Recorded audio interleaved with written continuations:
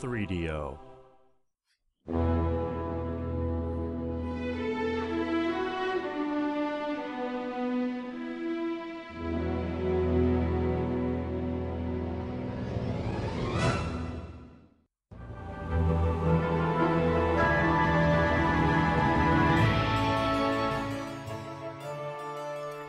Hello everyone, this is Rexer of the YouTube channel NotQuiteThereGaming, and welcome to my second attempted playthrough, or let's play, of a game on YouTube.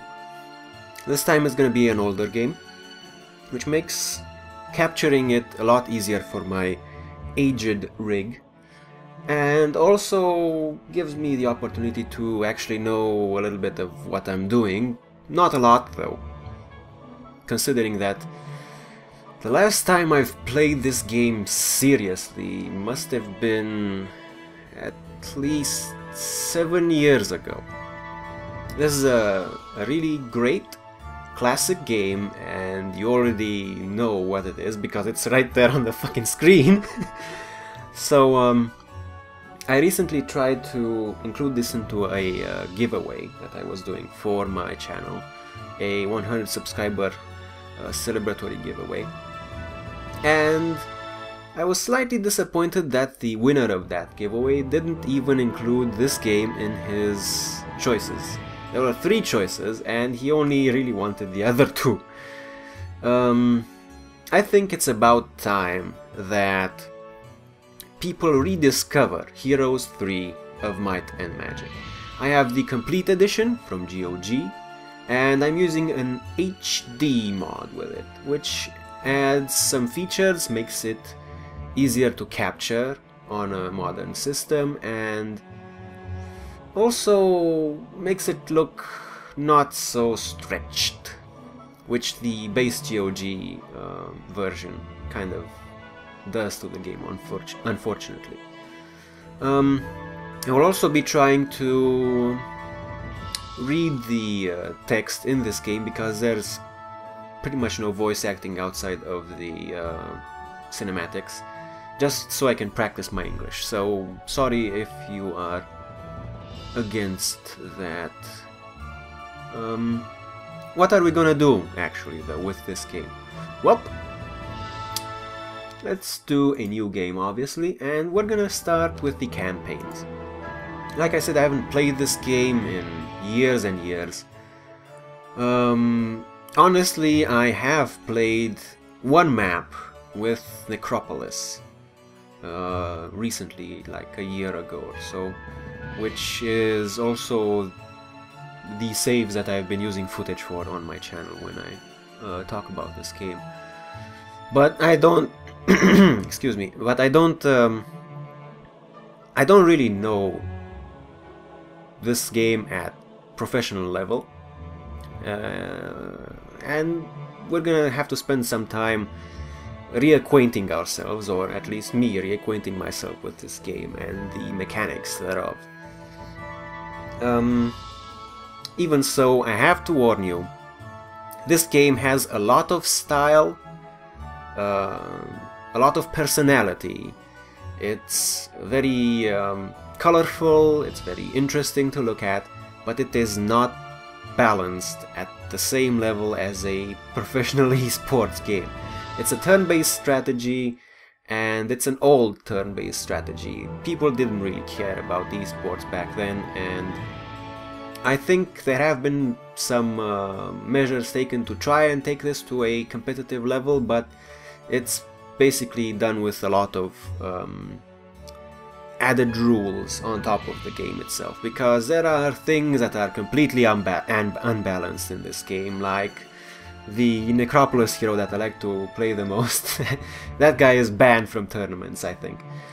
And yeah, anyway, we're gonna just have some fun with a game with a lot of personality, and I'm hopefully going to infect you guys and gals with some enthusiasm to play this game, but I've really talked too much already and we're not even in the game.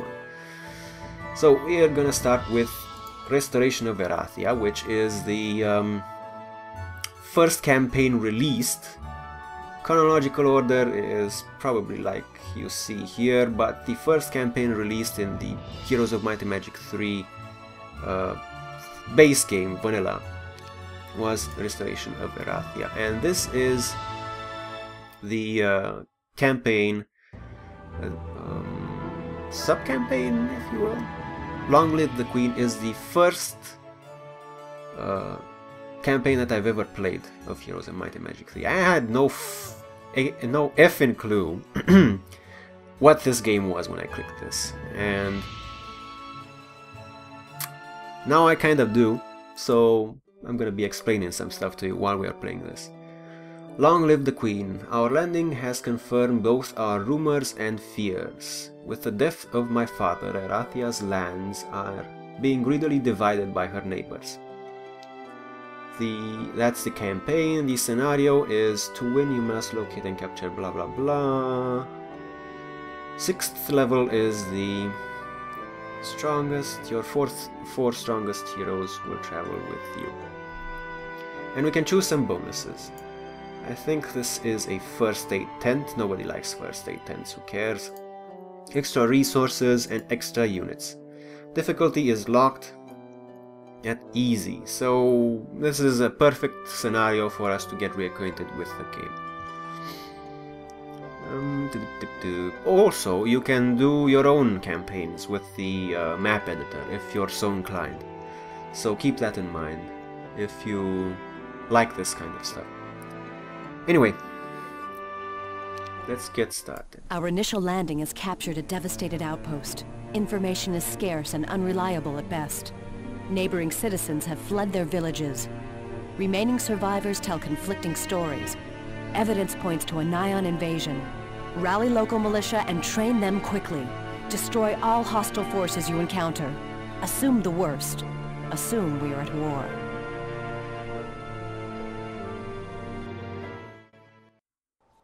And indeed we are at war. From Catherine Ironfist, Queen of Enroth. General, our initial landing shows evidence of an invasion by the dungeon overlords of Nyan. No shit. These people have been under Nyan military rule for the past 30 days. We assume the adjacent towns of Plinth, Miram, and Tralia are also under Nyan or Eothal occupation. Other generals are fanning through the region to determine the extent of the territorial violation. For this area, your goal is simple. Establish a base of operations, rally local militia, determine the extent of the Nyan occupation, and find their invasion route.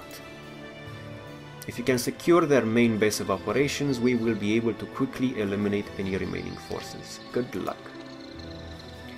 So yeah, this guy... Oh, well, crap. Already showing the fact that I don't know this interface anymore. This guy, Christian, who looks a little bit like Sylvester Stallone with a beard, was the first ever Heroes of Might and Magic hero that I've played with. He was my main man, and you can see here a little bit of story, a little paragraph of story that every hero has when you right click their portrait. The problem is, you see here, this is his specialization. And ballistas are kinda nice. They're really nice early on in a map and on small maps, but generally I don't really like the specialization. So all the love to you, Christian, but you suck.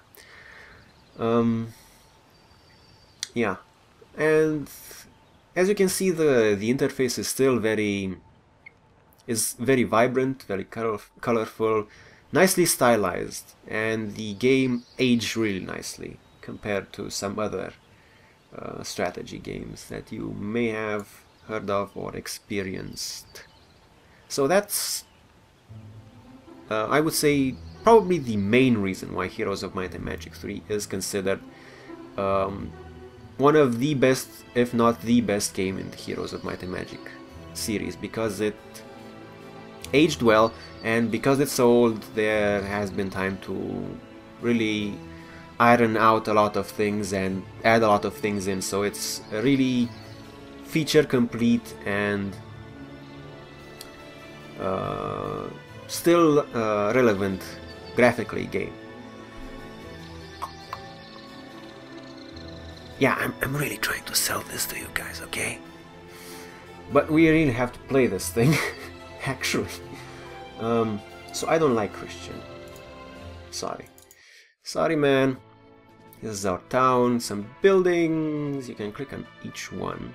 It's easier to click on the fort, citadel, or otherwise to recruit your units, but you can also click on each individual unit producing building. We have our mage guild, and these are the spells that the mage guild will teach us. We have a lot of resources, so we're not worried about that. Our town hall where we build stuff. We could afford to invest in unit production, but as a general rule of thumb, always build up your town hall first, because it produces more gold, and more gold equals more buildings and more units. That's at least what I do. And we have the tavern. Now the HD edition adds a little thing here, invite a hero, which basically means that you can pick the next hero that will be invited into this slot after you recruit someone from it. It's kind of cheaty, and we're gonna be abusing it to hell and back. Let's see what's here. Specialty plus 350 gold. That's a really nice specialty, but we don't really need it now. And only the 4 strongest heroes will be ported to the next map. This is kind of a hero that you can recruit in any map for extra gold. This guy with estates. Estates is better than the specialty, but only if you level it up. It starts out worse. We're gonna grab this guy though, after we select a hero. I wanna get Orin the knight, because he has an archery specialty, and archery is just ridiculous. It increases, I believe, range attack of your units by 50% at maximum level, and with his specialty, Orin can boost that even further. So at level 20, his archery basically gives your ranged units 100% extra damage. And this, what do they even call it? Citadel? Castle? Yeah, let's call it castle. This castle town, the human town, has 2 ranged units, so you can really benefit from ranged enhancing skills. But apparently I've looked through this list before, and Orin isn't here, so I think he's somewhere in the scenario already, so you can't invite him. What we do want to get is this guy, Lord Hart, specialty estates. So estates gives you money, his specialty of estates boosts the amount of money that you get. And we're not going to be sending him in to fight anything, but he's going to be making some money for us. So you get this guy. And yeah, I think the HD edition auto splits that, which is really nice. Yeah, I should have just done that. Silly me. Okay, so we need to get that guy. Next, I was thinking of getting a particular hero for our actual combat hero. Now this guy with logistics is really nice, because logistics enhances your movement allotment on the major map, and speciality boosts that even further, which is kinda nice. But I'm not really sure about it. We're gonna experiment some things during this Let's Play.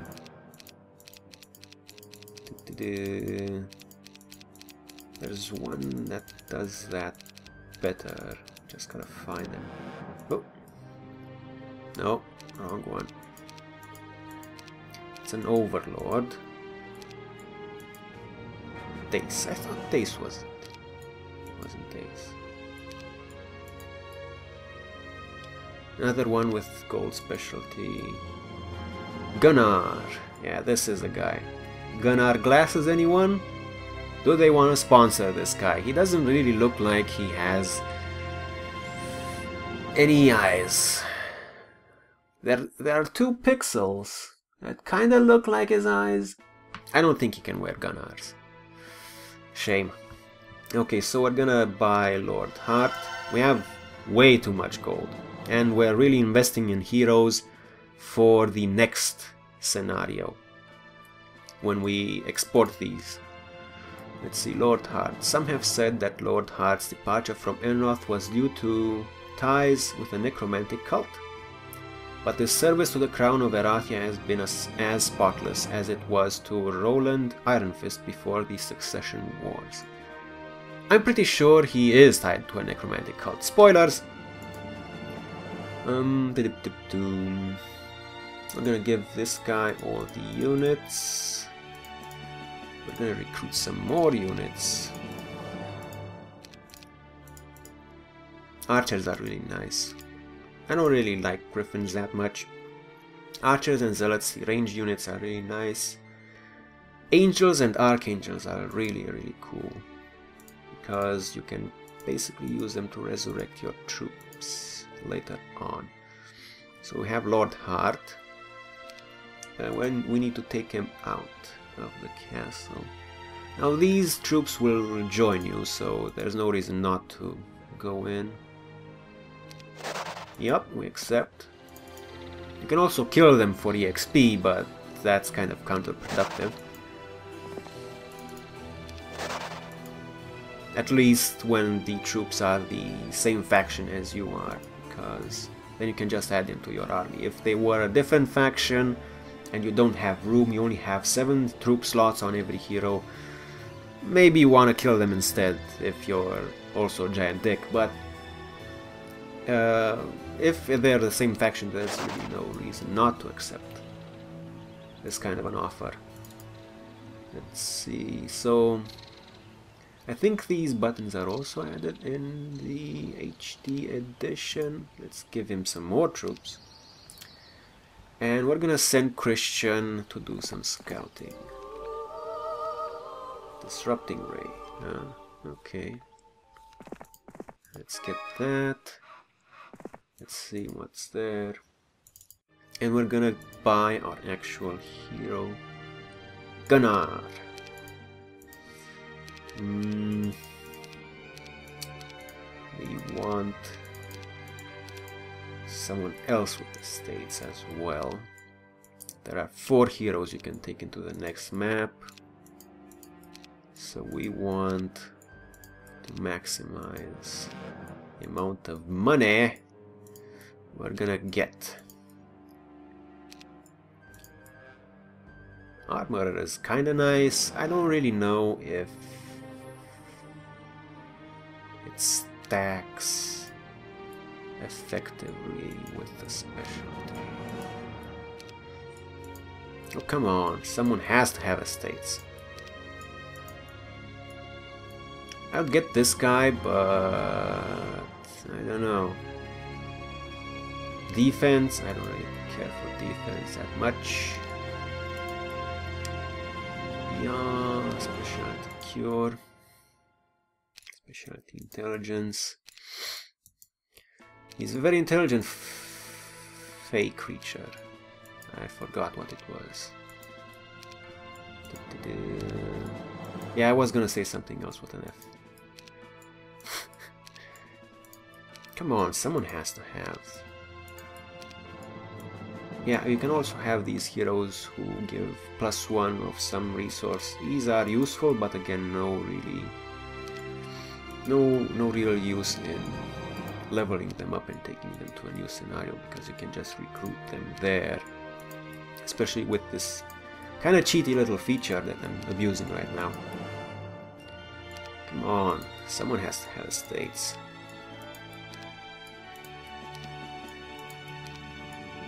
Maybe the AI already bought everyone with estates. Oh, crap.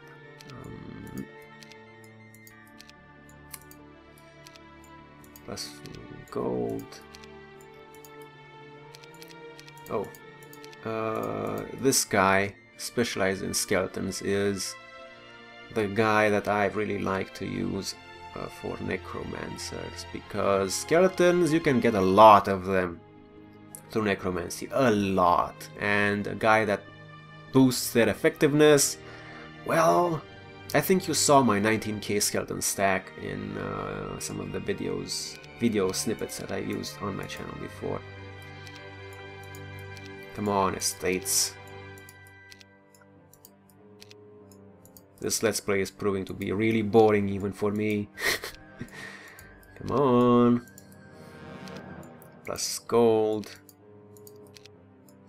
Come on, someone has to have estates. It's not a rare skill.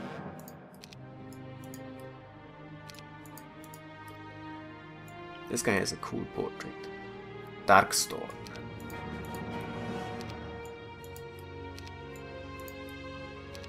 Orcs, basic archery, rocks, basic archery. Yeah, nice mug. Offense specialty is also interesting. Crag Hack Barbarian. If I were less confident that I could take battles effectively, I would probably go for an offense specialty, especially for another city that doesn't have so much ranged. But I'm really hoping for Orin for that, which is a castle hero. I also have Dessa with logistics if you want to try that out. Come on, probably skipped through a lot of people with estates. Annoying.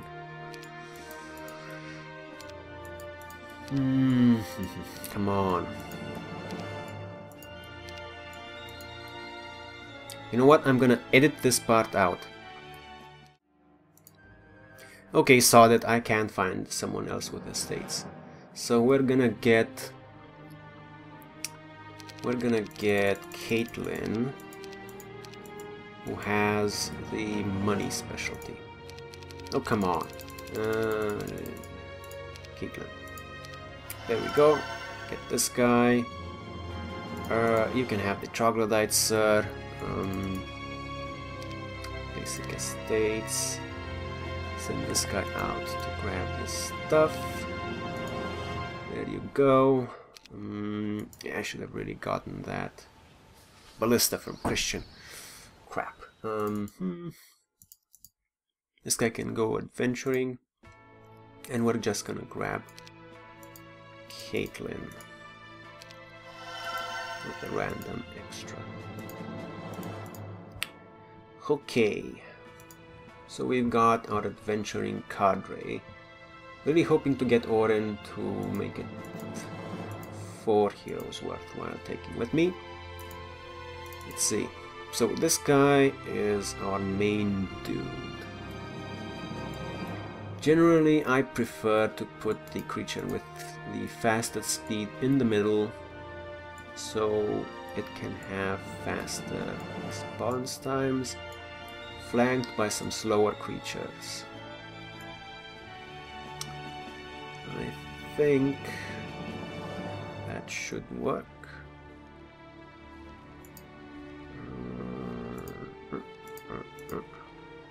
Yeah, we have range power over here, some range power over here, and all those guys there. Combat formation to be tight. Yeah, yeah. Make your tight jokes now. Okay, so Lord Hart, my dear laddie, we need to level you up. After scouring the area, you fall upon a hidden treasure cache. You may take the gold or distribute it to the peasants for experience. Which do you choose? Well, being a benevolent leader, I will distribute it to the peasants for experience. Actually, I'm just doing it for the experience. Basic diplomacy or advanced estates.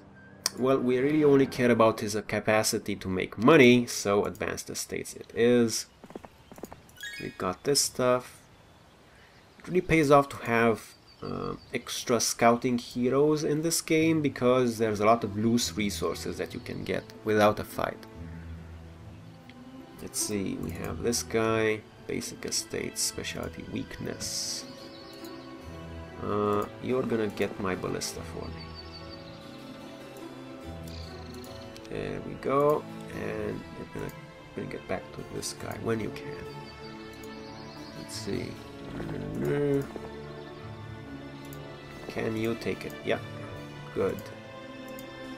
There we go. Should be fine. Oh crap, I forgot to buy this guy a spell book. I can't give him a spell book. Well, because I'm not gonna save scum this, I'm gonna have to bring him back to town after I take this. Fellow troglodytes, awed by part of your forces begin to scatter. Do you wish to pursue and engage them? Because they're not ranged, yes, I want the experience from killing them. In the tactics phase, a hero with superior tactics skill may arrange his armies before combat begins. Yeah, I like tactics. Let's see. I like the tactics, lol.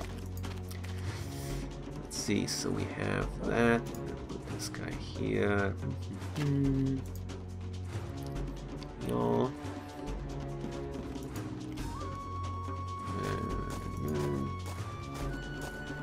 Probably should have put him one forward.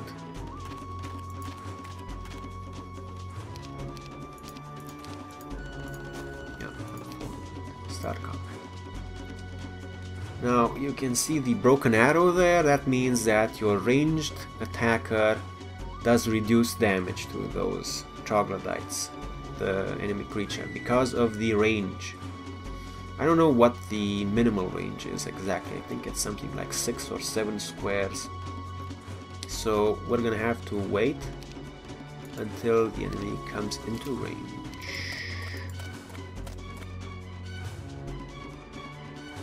Uh-huh. 5, 1, 2, 3, 4, 5.